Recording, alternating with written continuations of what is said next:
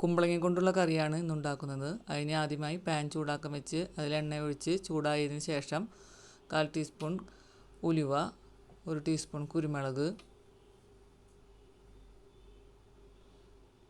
1 കഷ്ണം കായം,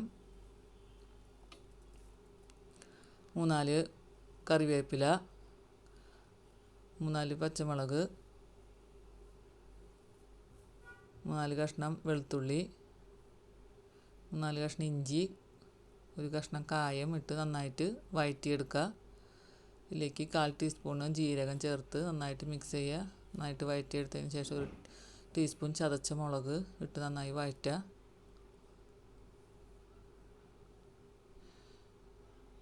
ഇതിലേക്ക് കുതിർത്ത് വെച്ച കടലപ്പരിപ്പിടുക. കടലപ്പരിപ്പിട്ട് നന്നായിട്ട് വഴറ്റിയെടുക്കുക.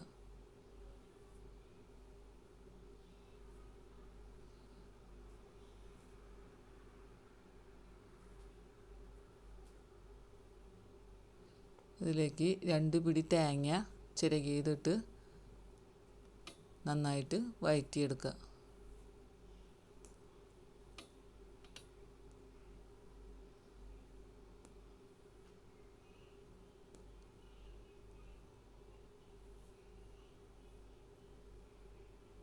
അതിനുശേഷം സ്റ്റവ് ഓഫാക്കിയതിന് ശേഷം 1 ഗ്ലാസ് തൈര് ഒഴിച്ച് നന്നായിട്ട് വഴറ്റിയെടുക്കുക.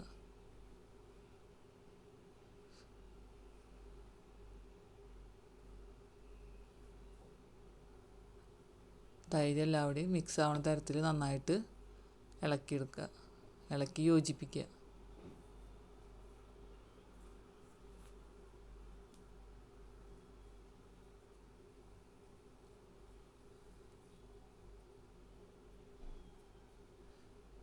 തൈര് നന്നായി മിക്സ് ചെയ്തതിന് ശേഷം ഇത് ചൂടാറാൻ മാറ്റി വെച്ച് ഒരു പാൻ ചൂടാക്കാൻ വെച്ച് അതിൽ എണ്ണ ഒഴിച്ച് എണ്ണ ചൂടാകുമ്പോൾ 1 ടീസ്പൂൺ കടുക്,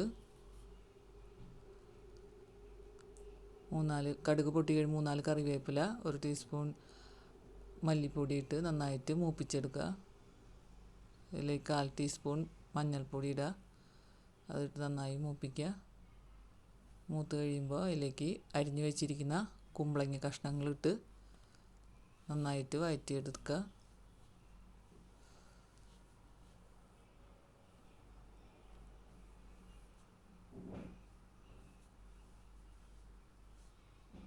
ഇതിലേക്ക് ചൂടുവെള്ളം ആവശ്യത്തിന് ഒഴിച്ച് നന്നായിട്ട് ഇളക്കി ആവശ്യത്തിന് ഉപ്പ് ചേർത്ത് നന്നായി ഇളക്കി അടച്ചു വെച്ച് വേവിക്കുക. നമ്മൾ നേരത്തെ തയ്യാറാക്കിയ കൂട്ട് ചൂടാറിയതിന് ശേഷം മിക്സിയുടെ ജാറിലേക്ക് ഒഴിച്ച് നന്നായിട്ട് അരച്ചെടുക്കുക.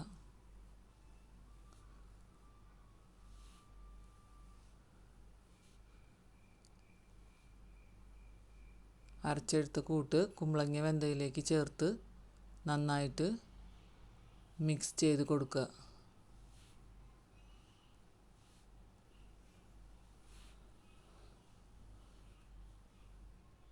നന്നായി മിക്സ് ചെയ്യുക.